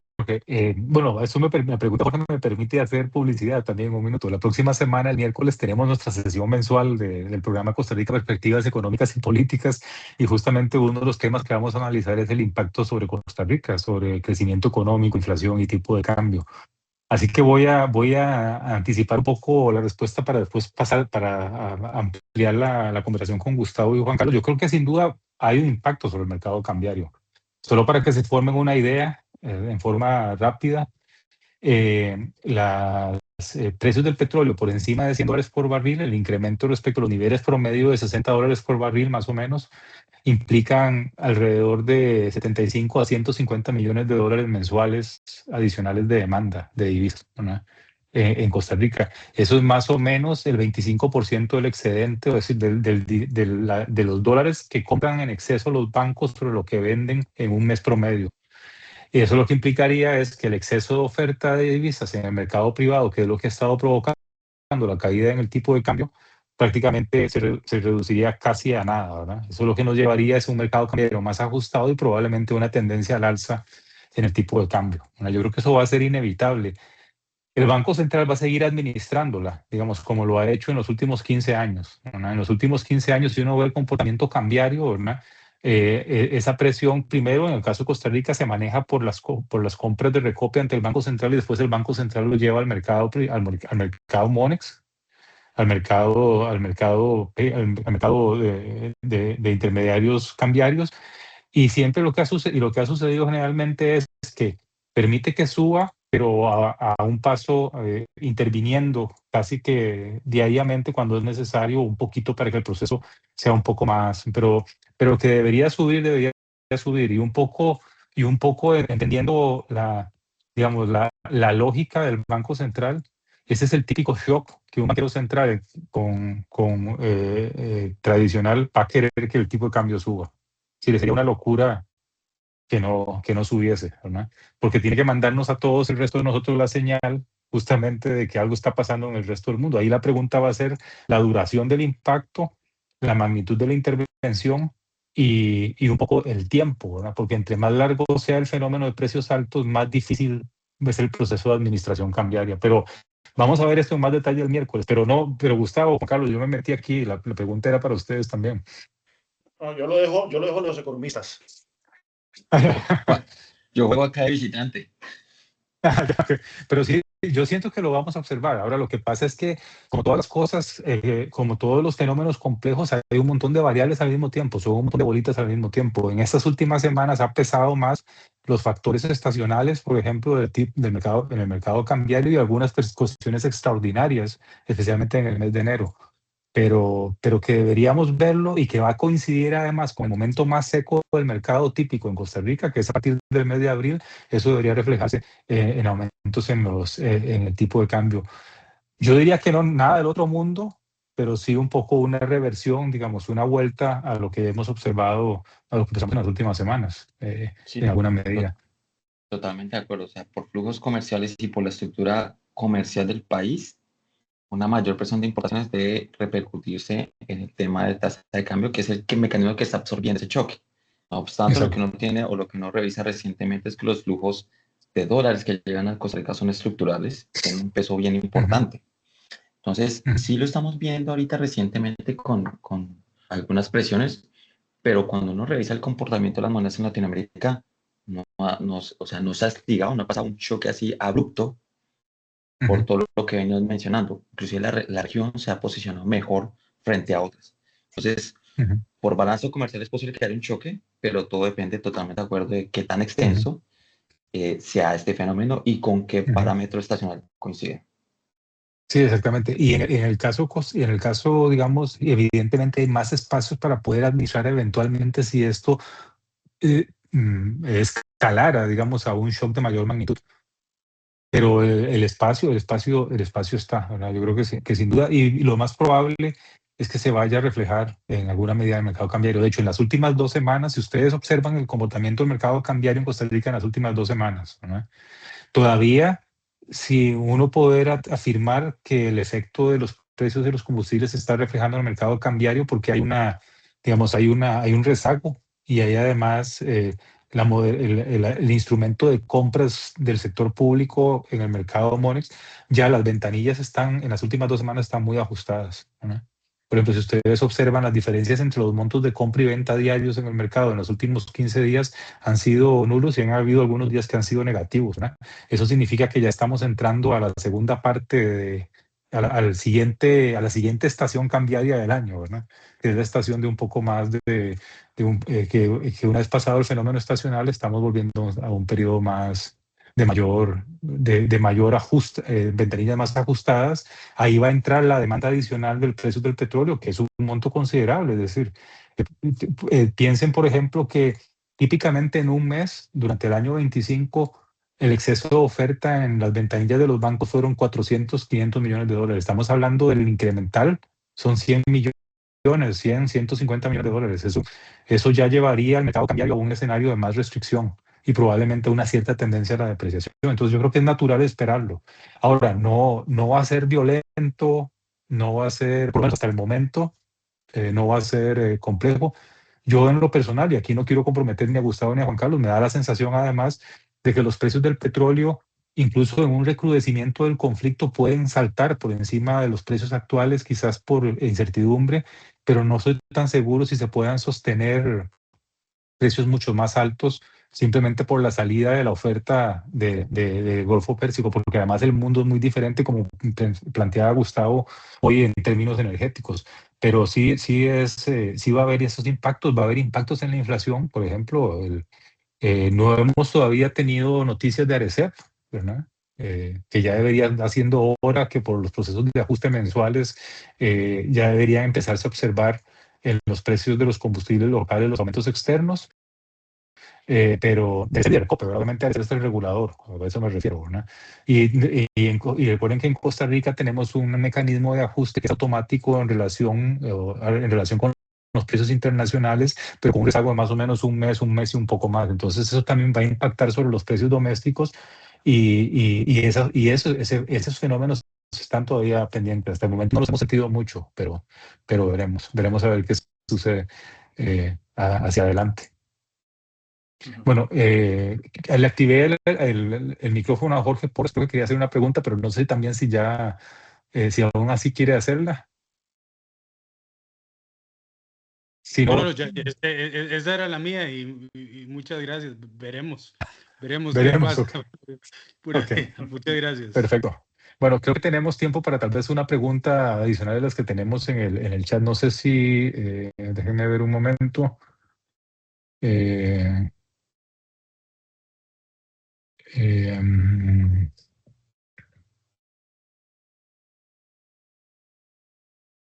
Tenemos una pregunta acá de don Roberto del Valle que nos pregunta un poco sobre los posibles desenlaces de largo plazo, los posibles puntos de equilibrio del conflicto con Irán, ¿no? Por ejemplo, el tema del desarrollo de un arma nuclear de parte de Irán, una guerra en gran escala. ¿Cuáles podrían ser esos escenarios de ese juego estratégico en ese sentido? Esa me parece que es una pregunta que estaría más orientada hacia Juan Carlos. Y también don Roberto plantea que cuál podría ser el impacto de este shock sobre los fertilizantes, específicamente en Centroamérica y América Latina, que esa es una dimensión que ha pasado un poco bajo el radar, por lo menos en la prensa en las últimas semanas, pero que es también, como planteaba Gustavo, un tema relevante, ¿no? Entonces, no sé si Sí, quieren cada uno entrarle a esa pregunta. ok. Bueno, nuevamente, vamos a ver las negociaciones, lo que van a girar, pero obviamente el mayor interés de Estados Unidos se convirtió en la apertura del estrecho, cuando eso no estaba en juego, cuando empezaron los ataques, ¿verdad? Ahí estoy viendo, como la información está saliendo cada minuto, parece que sí hay en este momento una seria divergencia entre lo que se acordó y lo que está ocurriendo, y es que Pakistán e Irán insisten de que eh, la tregua incluye a Líbano, e Israel dice que no. Israel está llevando a cabo bombardeos en Beirut. Entonces, bueno, podríamos ver que la tregua colapse en cualquier momento. Y aquí yo creo que si la tregua colapsa, vamos a entrar entonces en un escenario de escalamiento vertiginoso de las hostilidades, llegando al siguiente nivel, que era lo que habíamos hablado, ¿verdad? Que es ataque a infraestructura civil, tanto en Irán como en los países del Golfo, que son crímenes de guerra. Eso está ampliamente documentado, ampliamente establecido. Y en el caso de los países del Golfo, si las plantas desalinizadoras son atacadas, eso podría generar una crisis humanitaria tremenda en la región, ¿verdad? Con sus posteriores consecuencias desestabilizadoras en otros países del Medio Oriente, como hasta Egipto, ¿verdad? Recordemos que muchos de estos países del Golfo, la mayoría de sus poblaciones son extranjeras, son indios, Ujú. son pakistaníes, o gente que vive, que son de Egipto, etcétera. Regresarían a sus lugares. Esto podría generar consecuencias en sus países de origen, podría generar migraciones a Europa, el fortalecimiento de partidos de extrema derecha, etcétera, etcétera, etcétera. O sea, aquí nuevamente esto tiene ramificaciones globales. Pero vamos a ver el tema del desarrollo del programa nuclear iraní. Es una gran incógnita porque no sabemos el estado de este programa, ni siquiera tras la guerra, los 12 días del año pasado, y mucho menos ahora. Lo que sí sabemos es que hay 60 kilos de uranio altamente enriquecido que están por ahí, en alguna base, en algún búnker que fue destruido por estos bombardeos. Parte de los grandes intereses de Estados Unidos era cómo hacer para retraer ese uranio. Y es un operativo militar que se estaba contemplando, pero según los estimados se requerirían hasta 1.000 tropas especializadas para este tipo de cosas en Irán, lo cual sí requiere entonces una operación en tierra. No es un operativo para rescatar a un piloto como ocurrió ahora, sino algo mucho más amplio y mucho más complejo y con muchísimos más riesgos, ¿verdad? Pero entonces no sabemos el estado de estos 60 kilos. Lo que sí sabemos es que son 60 kilos que un poquito más enriquecidos podrían dar paso a unas 4 o 5 bombas nucleares. Y de nuevo, en un escenario en donde queden centrífugas con esa capacidad de enriquecimiento por ahí afuera, podría ser que Irán efectivamente desarrolle un arma nuclear, cosa que lo harían saber al mundo de manera casi que inmediata, ¿verdad? Y ya en el momento en que Irán obtenga un arma nuclear, game over, ya se vuelve, ya tiene un factor de disuasión enorme, y ningún otro país va a volver a buscar atacar a Irán la manera en que se ha hecho ahora. Entonces, vean qué contraproducente todo esto, porque si Irán tenía un incentivo para desarrollar un arma nuclear, ahora lo tiene más, ¿verdad? Ujú. Gustavo, sobre el tema de los fertilizantes. Y José, un punto adicional de la pregunta anterior, que era sobre el tema del petróleo, rápidamente un comentario, es que antes de todo este choque, si nos parábamos en enero y febrero, el mercado ya tenía priceado o incorporado sus expectativas que el mundo iba a tener un exceso de petróleo este año, aproximadamente de 1 millón de barriles por día. Después de lo que está pasando con las tensiones, en donde Irán tiene una producción que juega importante en el mundo, que más allá que la vendía a precio por debajo del mercado, ese un switch, y eso fue lo que impactó las expectativas del mercado petrolero, es que ya no va a haber un superávit petrolero, vamos a tener un déficit petrolero que puede estar entre unos 3 y 4 millones de barriles. Pero que si eso se amplía por condiciones que pueda pasar con este hecho, o por algo más con Irán, o que impacta en algún otro país del Golfo Pérsico, puede ser reflejado en los precios del petróleo, que ya no damos un 100 dólares por barril, sino damos un nivel más alto. Y que eso también se replique en toda la curva a plazos de las expectativas de crudo. Con la segunda pregunta, el tema de fertilizantes y lo que pueda desencadenar el tema de la guerra, hay un factor bien importante en Estados Unidos, y es que ahorita a final de año hay elecciones de medio término. Entonces, esas elecciones de medio término también son un termómetro para ver, uno, cómo está el respaldo del presidente, y uno mira las encuestas, recientemente su aprobación ha venido con tendencia bajista, y dos, cómo está el respaldo y el capital político que va a salir después de esas elecciones. Porque recordemos que Trump enfrentó un proceso de impeachment en su primer mandato. El Senado lo frenó, pero lo enfrentó. Entonces también es un factor bien determinante, es cómo va a ser, cuál va a ser la estrategia del gobierno, más aún de cara a al periodo de elecciones, y por todo lo que se ha afrontado a lo largo de este año, en donde empezamos el año con el tema de Venezuela, luego se abordó ese tema de Irán y ahorita está también el tema de Cuba. Entonces el factor geopolítico es bien importante para el presidente, para el gobierno de Estados Unidos, y más aún con la región. No sé si puedo enlazar con una pregunta que vi ahí, y es cuál es Claro, la dale. relación que leí hace un momento, y es cómo podría impactar esto a Latinoamérica. Y es que sí vimos un factor bien importante, es que la Estrategia de Seguridad Nacional de los Estados Unidos emitió un documento, y un capítulo, que es bien difícil, yo no lo había visto antes, un capítulo en particular habla de Latinoamérica. Y está destinado a Latinoamérica, y ve a Latinoamérica como un socio estratégico, económico y político de la región.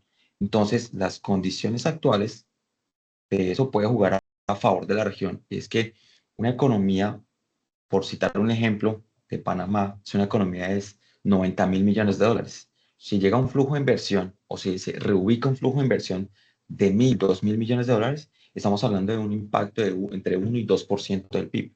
Entonces tiene un efecto multiplicador en la economía. O si nos paramos en Centroamérica, en el caso de El Salvador, que es una economía de 35.000 millones más o menos, y llega a 1.000 millones de inversión, estamos hablando de un efecto de 3% del PIB. Entonces, esa estrategia reorientada del gobierno de Estados Unidos para la región puede jugar muy a favor en temas de inversión de corto y de mediano plazo, en donde la posición favorable que les mencioné hace un momento salga aún más robustecida bajo las condiciones actuales. Interesante. Y lo que planteaba Gustavo me lleva a una pregunta acá para Juan Carlos, que aprovechando que conoces bien los pasillos de Washington durante muchos años, las implicaciones políticas sobre los Estados Unidos, porque no sé si es mi percepción, pero a diferencia de otras incursiones armadas estadounidenses en las últimas décadas, ahora aquí no se siente esa sensación de todos estamos con el presidente en esa, en ese esfuerzo militar, y eso internamente puede significar muchas cosas. No sé, Juan Carlos, si quisiera cerrar con esas observaciones.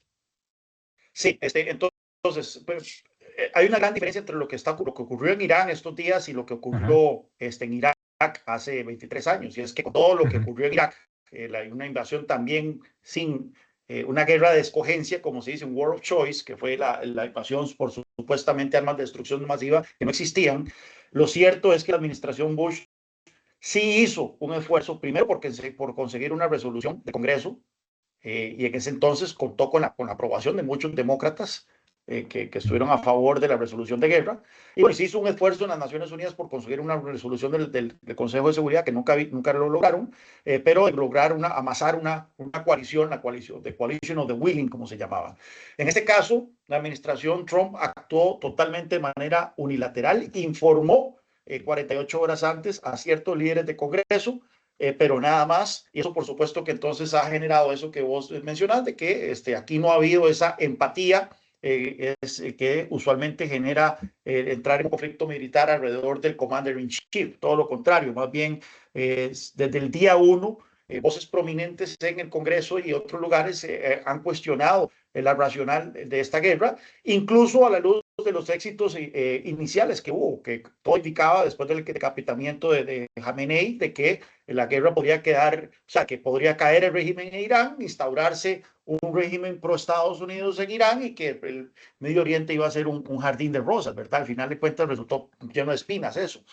Entonces, sí, todo indica que las elecciones de medio periodo van a favorecer a los demócratas. Es inminente que los demócratas van a ganar el control de la Cámara de Representantes. La gran duda es si les alcanzará para ganar el Senado, ¿verdad? Dependerá de algunos escaños muy particulares, dependerá de Alaska, dependerá de Texas, entre otros, Carolina del Norte, que son escaños que han ganado los republicanos de manera cómoda, que son estados rojos, pero dependiendo de ese swing que veamos hacia los demócratas, es bastante factible. Ahora bien, recordemos de que con Trump todas las semanas hay una nueva crisis, hay un nuevo drama. En cualquier momento se reactiva el tema de Groenlandia. Yo creo que el tema de la OTAN va a agravarse en las próximas semanas. Una vez que se concluya esto, va a empezar la discusión de que OTAN está muerto, etcétera, etcétera.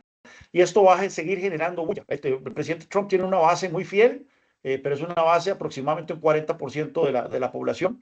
Vemos que sus índices de popularidad incluso han bajado de ese 40%, y esto por supuesto que se podría generar un efecto avalancha, pero no vamos a tener lo que sí hemos visto en el pasado, que por ejemplo cuando presidentes han perdido estrepitosamente su popularidad, recordemos de George Bush hijo,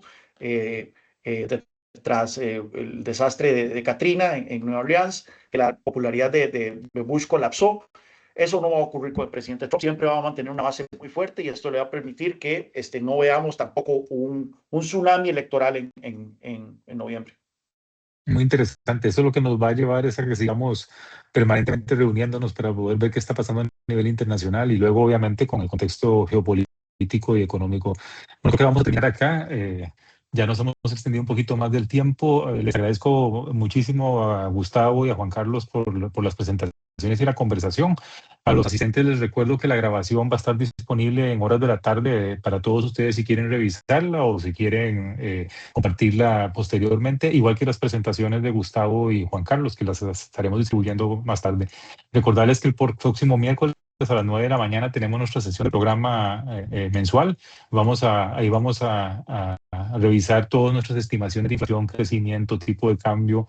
Va a ser una semana complicada porque pasan muchas cosas y tenemos que chequear los números, pero ahí vamos a tener un poco más de revisión cuantitativa de eso. Así que quienes quieran acompañarnos, quienes son suscriptores saben que ya lo van a hacer la próxima semana, y quienes no quieren y quienes no se hayan suscrito, les he puesto en el chat la información por si quieren conocer un poco sobre nuestro programa. Así que muchísimas gracias, que pasen muy buena tarde. Bueno, buenas tardes. Bueno, ya para Gustavo, buenas tardes porque está en Panamá. Ya para nosotros unos 15 minutos. Que pasen un buen día y muchísimas gracias por acompañarnos hoy. Muchísimas gracias, Juan Carlos y Gustavo, por esta conversación. Así que nos vemos pronto, espero. Hasta luego. Gracias, hasta luego. Hasta luego.